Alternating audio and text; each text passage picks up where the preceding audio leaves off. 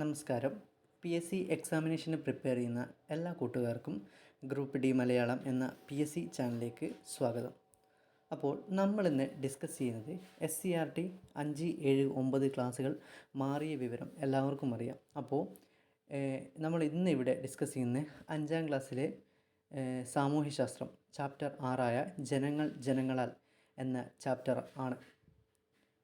Okay, നമുക്ക് ആദ്യത്തെ question ഇവിടെ ഡിസ്കസ് ചെയ്യാം. ജനങ്ങൾക്ക് വേണ്ടി ജനങ്ങളാൽ നടത്തപ്പെടുന്ന ജനങ്ങളുടെ ഭരണമാണ് ജനാധിപത്യം. ഇങ്ങനൊരു കോട്ടുണ്ട്. ഇത് ആരുടേതാണ് എന്നാണ് ഫസ്റ്റ് ചോദ്യം. ഇത് എബ്രഹാം ലിങ്കൻ്റെയാണ്.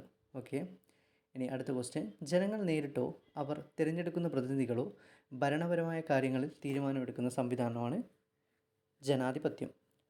ഡെമോക്രസി എന്ന പദം ആദ്യമായി ഉപയോഗിച്ച പുരാതന ഗ്രീക്ക് ചരിത്രകാരൻ ഹെറഡോട്ടസ്. ഡെമോക്രസി എന്ന വാക്ക് രൂപപ്പെട്ട ഗ്രീക്ക് പദങ്ങൾ ഡെമോസ്, ക്രാറ്റോസ്. ഡെമോസ് എന്ന് വെച്ചാൽ ജനങ്ങളെന്നും ക്രാറ്റോസ് എന്ന് വെച്ചാൽ അധികാരമെന്നുമാണ്. ജനാധിപത്യത്തിൻ്റെ ആദ്യ രൂപം ഉദയം ചെയ്തത് ഏതൻസ് അഥവാ ഗ്രീസ്. ലോകത്തിലെ ആദ്യ ജനാധിപത്യ രാജ്യം ഗ്രീസ്. ആധുനിക ജനാധിപത്യത്തിന് തുടക്കം കുറിച്ച രാജ്യം ഇംഗ്ലണ്ട്. തെരഞ്ഞെടുപ്പ്, ജനപ്രതിനിധികളുടെ ഭരണം, പാർലമെൻറ്റ് എന്നീ സംവിധാനങ്ങൾ രൂപം കൊണ്ട രാജ്യം ഇംഗ്ലണ്ട്. പാർലമെൻറ്റുകളുടെ മാതാവ് ഇംഗ്ലണ്ട്. ഓക്കെ, അപ്പോൾ ഇവിടെ 2 കോളമായിട്ട് പ്രത്യക്ഷ ജനാധിപത്യത്തിൻ്റെയും പരോക്ഷ ജനാധിപത്യത്തെയും കമ്പയർ ചെയ്തിട്ട് ഉണ്ട്. അപ്പോൾ നമുക്ക് രണ്ടും ഒന്ന് ജസ്റ്റ് നോക്കാം.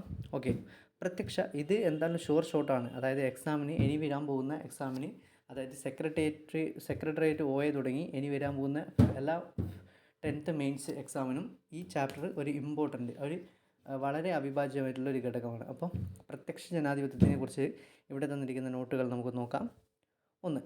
ജനങ്ങൾ നേരിട്ട് ഭരണകാര്യങ്ങൾ പങ്കാളിയാകുന്ന ഭരണവ്യവസ്ഥയാണ് പ്രത്യക്ഷ ജനാധിപത്യം. ഓക്കെ, ജനങ്ങൾ ഡയറക്റ്റ് തിരഞ്ഞെടുക്കുന്നതാണത് പ്രത്യക്ഷ ജനാധിപത്യം. ദെൻ പരോക്ഷ ജനാധിപത്യം. പ്രത്യക്ഷം എന്ന് വെച്ചാൽ ഒന്ന് ഓർത്ത് വെക്കുക, നമ്മളൊക്കെ പോയി വോട്ട് ചെയ്യുന്നത്. അതായത് നമ്മൾ ലോക്സഭ ഇലക്ഷനും അതേപോലെ തന്നെ സംസ്ഥാന നിയമസഭാ ഇലക്ഷനും അതേപോലെ തന്നെ പഞ്ചായത്ത് ഇലക്ഷനൊക്കെ നമ്മൾ പോയി വോട്ട് ചെയ്യില്ലേ. അപ്പോൾ അതൊക്കെ പ്രത്യക്ഷ ജനാധിപത്യത്തിലാണ് വരിക. പരോക്ഷ ജനാധിപത്യം മീൻസ് രാഷ്ട്രപതി തിരഞ്ഞെടുപ്പ്, അങ്ങനത്തെ സ്പീക്കർ തിരഞ്ഞെടുപ്പ്, ഇതൊക്കെ പരോക്ഷ ജനാധിപത്യത്തിലാണ്. ജനങ്ങൾ തിരഞ്ഞെടുക്കുന്ന പ്രതിനിധി ജനങ്ങൾക്ക് വേണ്ടി ഭരണം നടത്തുന്ന ജനാധിപത്യ രീതിയാണ് പരോക്ഷ ജനാധിപത്യം. ഓക്കെ, ഇനി പ്രത്യക്ഷ ജനാധിപത്യം നേരിട്ടുള്ള വോട്ടിങ്ങിലൂടെ തീരുമാനങ്ങൾ വേഗത്തിലെടുക്കുന്നു. ഇനി പരോക്ഷ ജനാധിപത്യം തിരഞ്ഞെടുക്കപ്പെട്ട ജനപ്രതിനിധികൾ തീരുമാനങ്ങൾ എടുക്കുന്നതിനാൽ കൂടുതൽ സമയം എടുക്കുന്നു.